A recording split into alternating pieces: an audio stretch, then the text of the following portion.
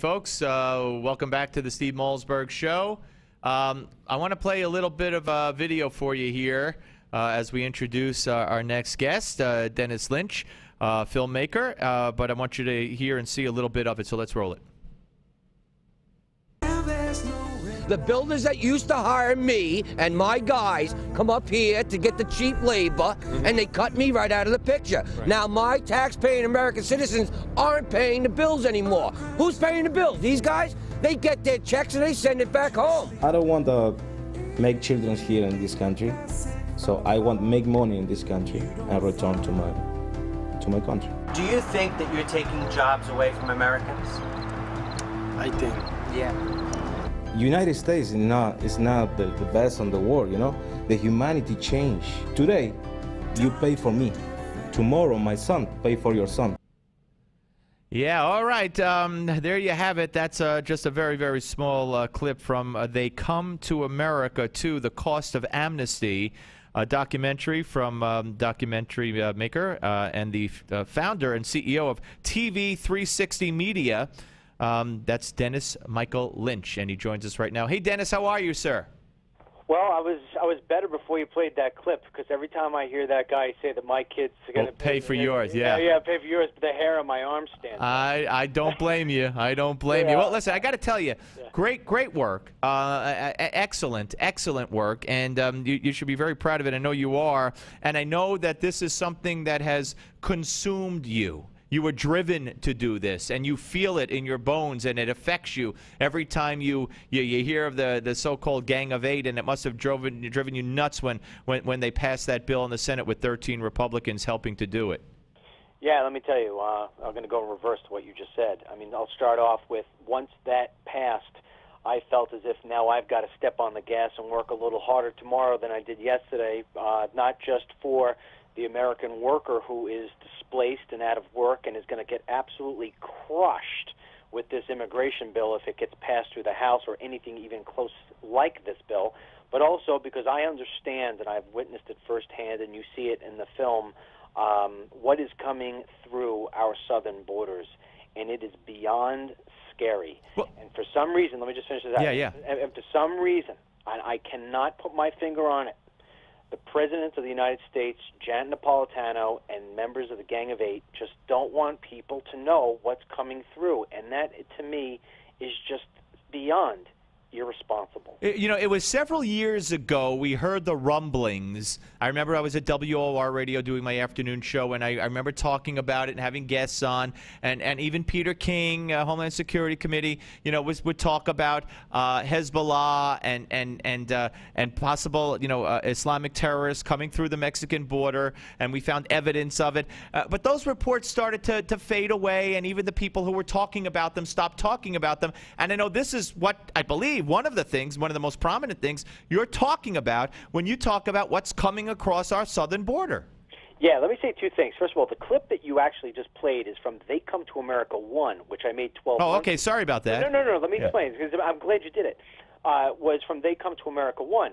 6 months later, I started making They Come to America 2, and the reason why I did that is because I felt as if, although the first movie was awesome to give you the cost of illegal immigration, I didn't give you enough about what is really coming through the borders. And honestly, Steve, it's because I was frightened out of my wits when I was down there the first time filming. And what I did this time was I went and I got cameras that were embedded in my sunglasses. So this way, when I went down there, people didn't necessarily know I was filming.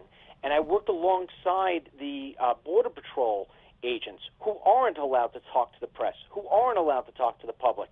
And what I caught is on camera is everything that Congressman King, who, by the way, is in the second film here, everything that he says is coming through. I'm showing it's for real. In fact, Steve, there's a clip. I wish you would have played this one. There's a clip, and you'll see it at theycometoamerica.com. It's on the homepage, where I say to King, listen, if I've got a truck of Hezbollah, a truck of cartel, and a truck of Chinese nationals, and they're at the Texas-Mexican border, and I can only hold back, what do you want me to hold back? And he says, I don't want the Chinese coming in because they offer us the biggest threat because they're a superpower, and I know that they're trying to tap into our systems every day from abroad and at home. So I said, well, then you tell me why it is that we have this sign in the Texas desert. Now, Steve, you can visualize this. It's a 20-foot beacon, an emergency distress beacon. There's 8 of them in Texas, 100 miles in through the borders at various different spots. And at the bottom of those beacons, there's a sign that says, press this big red button if you need help. We will come get you. The Border Patrol comes to get them, all right? And what is it written in? It's written in English, and then it's written in Spanish, and then it's written in Chinese. Oh, boy. I showed him those pictures, and he looked at me, and I said, has anybody ever showed you this in 22 years of being in Congress? And he shook his head no. He was speechless. This is the #1 guy in Congress when it comes to counterterrorism, and I'm schooling him.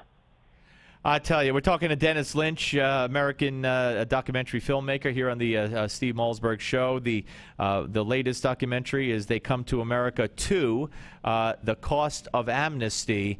You know what? We're dealing with a party here, a Republican Party, that has either drank the Kool-Aid or is purposely mixing the Kool-Aid for their other party members, and they've come up with this false notion that, you know, oh, we have to do this, or we'll lose the Hispanic vote, blah, blah, blah, blah, blah.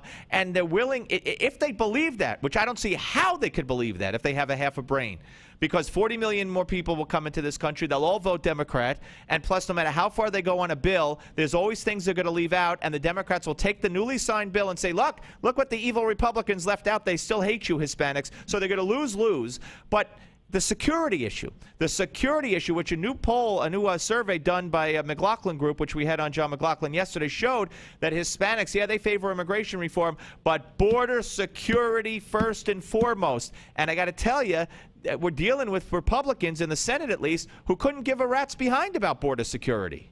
No, they couldn't. You know, and there's a couple of things you just said there. Great things. First of all, let's look at the next election.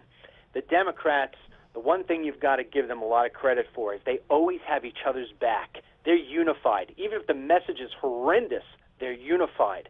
So they're going to sit there and they're going to laugh all the way to the election booth, because even if this bill fails in the House and we don't come up with anything, think about the next election and when you've got the Republican primaries.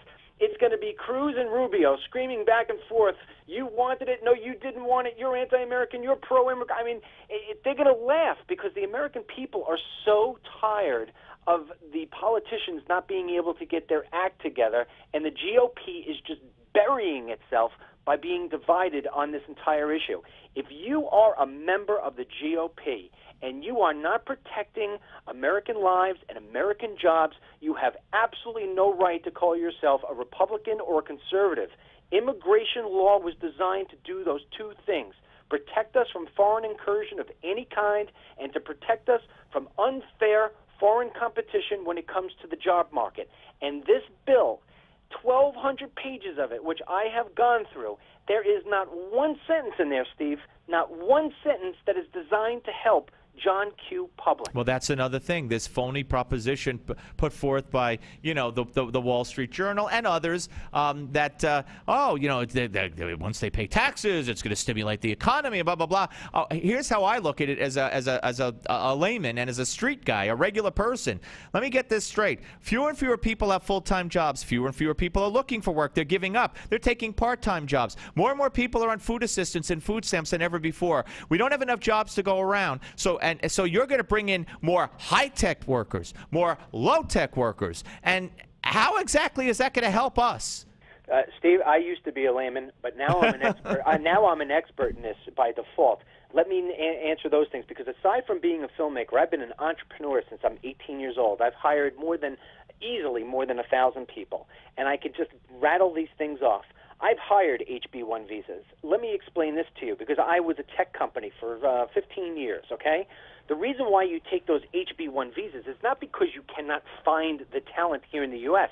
We've got plenty of high-tech workers who are out of work right now. But the problem is that if your kid goes into work at Google and he's an all-star and goes in and says, hey, Mr. Google, I want a raise, or I'm going to Mr. Microsoft, he now has leverage. Well, if you get the guy from India who's coming over on HB1 visa and he says the same thing, guess what you say? Well, you got a choice. You get back to your desk and you start coding, or you're going back to India. Or I hire the right, absolutely. Yeah, that's the way that works. As far as the low-skill workers, you know, they spell this thing out about this is all about agricultural workers. It's not.